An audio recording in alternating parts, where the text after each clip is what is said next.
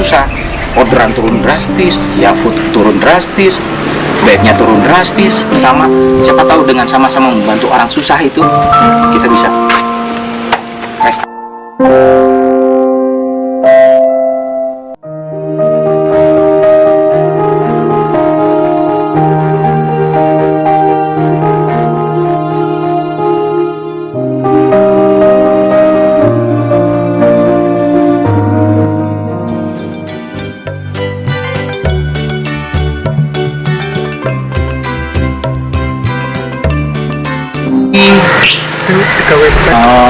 Gimana gitu lah, pokoknya membuat kita semua down gitu.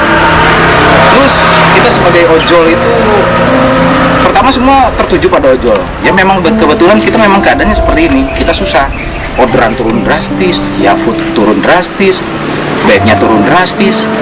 Sedangkan kita, maaf ya, ojol itu motornya bagus-bagus, itu bukan hasil ini loh, masih cicilan loh gitu.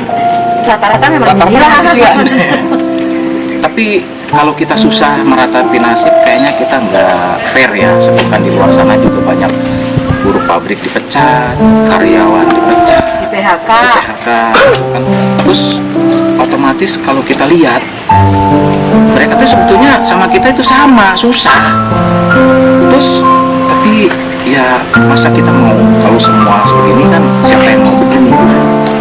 Jadi ya kita tergerak dari keterbatasan kita coba ya menyisihkan teman-teman kita yang mungkin kurang beruntung di bawah kita.